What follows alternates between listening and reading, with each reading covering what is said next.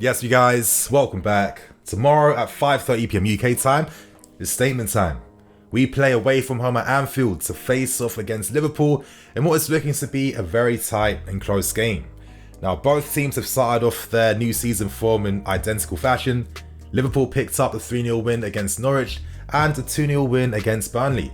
For us, we got a 3-0 win against Crystal Palace, followed by a 2-0 away win against Arsenal. The margins are super fine. We're talking about two top quality teams right here, so it comes down to individual battles on the field that will decide which team wins in Anfield tomorrow. Now, naturally, come on, all eyes are going to be on Lukaku versus Van Dijk. I mean, this is box office stuff. When's the last time you've seen any striker physically able to cope against Van Dijk? I think the last time I can remember was against Diego Costa all those seasons back, and if Van Dijk can capitalise over Lukaku, that could stop the platform in which Lukaku made himself available for, and that could really limit how he break down and attack Liverpool.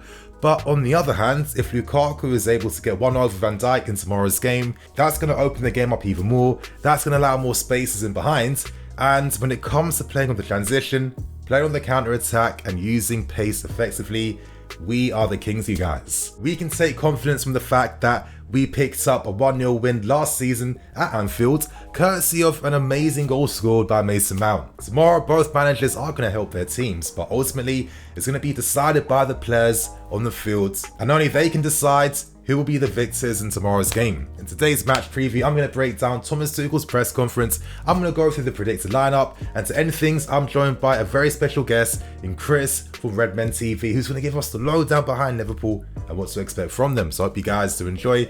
Hit that like button, and before I get into things, I've released a massive Lukaku analysis video, and I need to tell you guys this straight quickly. There's some rendering bug issues right now. You're going to see some mad psychedelic visuals that I did not do at all.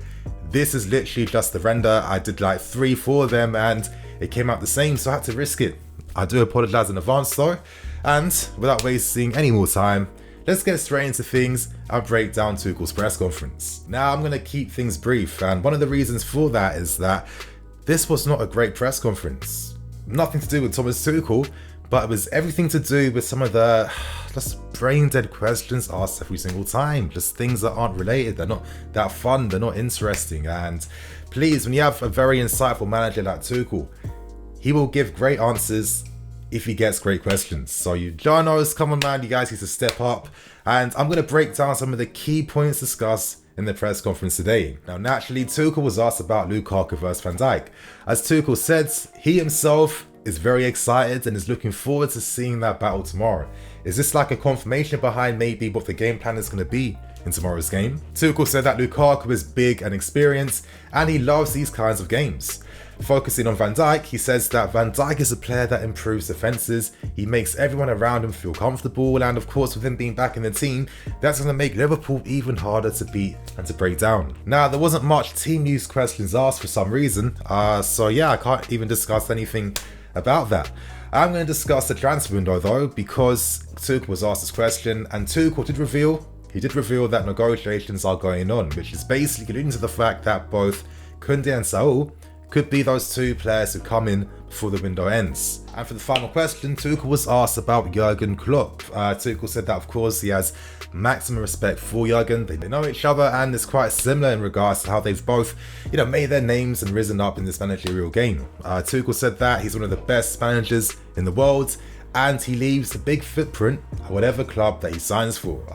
Whenever Jurgen says something nice about you, you always have to be careful, and that is pretty much it, you guys. For the rest of the questions, it was just standard stuff about Anfield atmosphere, it was standard stuff about things Tuchel likes, just very unrelated things. And right now, this is the perfect time now to move into the predicted lineup part for today's video. And in this predicted lineup, I'm going to discuss two potential lineups I think we could see in tomorrow's game. Of course, let's start things off with the first one. And as you guys can see on screen beside me, this is literally the identical lineup that we used against Arsenal. Now, my reasoning behind this, you guys, it simply falls down to the fact that if all the players are feeling confident and on form, continue to use them. Don't change anything right now. That momentum is there, and that momentum can help us get the win in Anfield tomorrow. Of course, there are some bonuses from using the same lineup as well. If we see this, for me, I think we're going to see a very similar game that we saw from Lukaku in that game against Arsenal. Wow, he made himself a platform, a presence. He really transformed how he played. He opened up the flanks for us. He allowed the wing backs to bomb forward even more. And for me, this is the man that Liverpool have to pay the most attention to. Lukaku, him being supported either side by Mason Mount and Kai Havertz, that's going to give us a lot of ability in central areas. And of course, with Mount and Kai able to drop deeper at times to form that midfield three, that is going to be needed against a Liverpool team that only use 4-3-3. So I feel like we would have the numbers in central areas too. And not only that, you guys, let's also watch out for Kai Havertz. Now, some people weren't as impressed with him in the Arsenal game, but when you analyse his performance, see the positions he picked up, his movements, his runs, this free roll that he has in the system makes a lot of sense and gives us a lot of tactical flexibility and fluidity. You know, there's certain times that Havertz will play up front alongside Lukaku. There's certain times in which he is waiting to receive passes in behind the opposition midfield lines. He did that time and time again against Arsenal, and that really helps us progress the ball forward, and that really helped out guys like Marcos Alonso. So if we see this, for me, the game plan would be second half, Ziyech Werner comes on, we play a more counter-attacking game, and literally the entire balance is different in the second half. So there you guys have it. That is my first predicted lineup. I feel like, again, these guys perform very well. Reece James, Alonso, all these guys, and if they play again tomorrow, I think it's going to be deserved. Now we move on to the second predicted lineup, and as you guys can see, I have made a few changes. Now, Ben Chilwell returns back into the team, and I have Timo Werner playing up front alongside Lukaku with Mason Mount in behind. Now, my reasoning behind this is that we know that Werner's pace, it was very key in that game last season against Liverpool when we got that 1-0 win. His pace just creates more space for other players. Maybe the game plan from Tuchel may be, I'm not going to do what everyone's expecting from me. Yeah, I know it's box office. Everyone wants to see Lukaku versus Van Dijk, but if I feel like that won't give us the best chance of winning the game, I'm not here to entertain anyone. I'm here to do my job and get the win. Maybe the game plan could be to have Werner being that focal point in the sense Lukaku dropping deeper at times too. This could create difficulties for both Van Dijk and Matip. We know that with Liverpool's back four, it's not as tight as it used to be. You know, they used to be amazing with their offside traps as well, but it's going to take them a bit more time to get back to that same level. On the transition out wide, Werner is king and he creates a lot of space. I could easily see him doing what he did last season against teams like Atleti and co, you know, setting up Lukaku inside the box. So that could definitely be a game plan to use. And of course, Ben Chilwell is in this team because against Salah, I want someone who has that pace. And listen, Ben, who was incredible against Mahrez in the Champions League final. Just because he's not playing now, let's not write him off.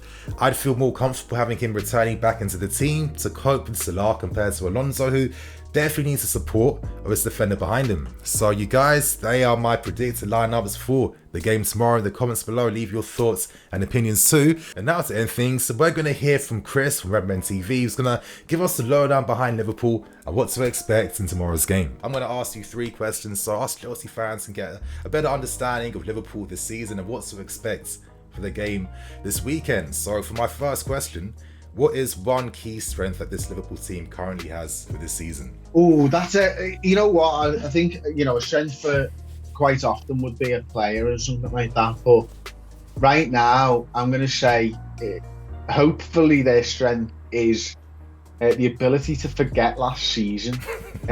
Right? Because I honestly think that Liverpool, if they had it available to them, would use those like little men in black things to just literally forget about it, like you're still the league champions. But we had so many injuries and we had so many problems last season. We had so many players go through sort of hell, and we had that 6 games on the bounce or whatever at Anfield losing. It was just horrendous in every way. And one of the things that I always remember a BBC journalist friend of mine, Emma Sanders, saying to me years ago was, you know, whatever happens during this sort of lockdown, we can't lose that fear of Anfield. Yeah. You know, we went 4 years without losing a game at Anfield, right? And I know Chelsea have had those incredible sort of runs under Mourinho and stuff as well. So you guys know exactly how important those types of records are. We lost to Burnley and fell off a cliff. And we not losing for 4 years, like 6 games. It was one of the worst in our entire 127 or 8 year history 329-year history of home defeats. Like, so what we need to do this season is make that a strength again. Teams were beaten before they turned up at Anfield. I saw it with my own two eyes. And teams all of a sudden during lockdown believed that they were going to win everything at Anfield and that Liverpool weren't scary. We need to make that a strength again. We need to make sure that everyone's beaten before they turn up. And one way for us to do that is beat the European champions. Yeah. Because everyone will take notice if we beat the European champions at Anfield. Game on. That's what I say to that. Game on this weekend. So, okay, that's a very interesting, insightful answer. For my next question, who is that one key player Chelsea fans need to pay attention to for this weekend? There's this lad called Mo Salah. You might remember it.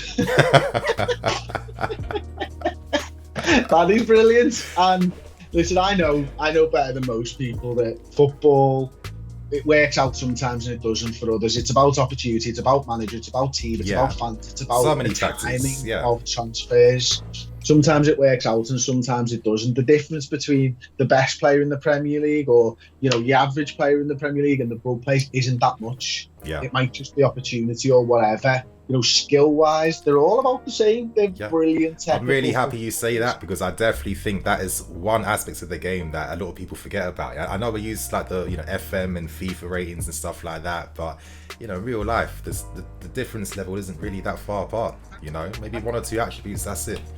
Yeah, it's nothing, mate. And so for me, look, it worked at Liverpool. He's in a situation that he thrives in, that he's thrived in, and that he will continue to. And he looks like he's about to sign a new contract. He's scoring goals every single year. It's most of that. And for my final question, what is that one weakness you think this Liverpool team currently have that could be exploited by us, of course, for this weekend? Well, the weakness, I suppose, is... If you don't think there's any weaknesses, you can also say that too. No, I think there's always a weakness. You can be the best side in world football and there will be a weakness. Right now, it's probably that we don't know where we are as a football side. We don't know where Virgil van Dijk is as a player right now, although he's looked decent since he's come back. The one weakness that every team tries to expose is the space behind Trent Alexander-Arnold. That's where I imagine Chelsea, if they do start Timo Werner, that's why they'd start Timo Werner in this game. But because he offers so much, it's not a weakness. It's not him being a bad defender, which is a common misconception. It's him doing his job for the team. And that generally scores us more goals than concedes us during the course of a season. But every team tries to get in there and we do well sometimes at stopping it, but there are games where Marcus Rashford always sticks in the mind. They score from those situations. And to end with things, I wanted to ask you what your match prediction is for this weekend's game. So I think Liverpool are going to win 2-0. 2-0. Okay, very, very confident. Of course, I didn't say it was confidence, I just said I thought. Okay, I'm going to take that as confidence because, we just spent 100 million up front and he's already banged in the goals already. I feel if we didn't get a goal... That's our 40 million striker though, you know what I mean? Yeah, that's a fair point. That is a fair point. But yeah, okay, my score prediction I'm going for is going to be 2-1. And there you guys have it. That is the end for today's match preview. I hope you guys do enjoy. There's going to be more content coming out today, so you guys have those notification buttons on so you don't ever miss a beat. Of course, Chris, thanks again, man, for coming on. And of course, you guys can find all the details in the description and in the card above. So on that note, I'm Nini FC. This is Blue Lions TV. I'll catch you guys later with some more videos. Cool.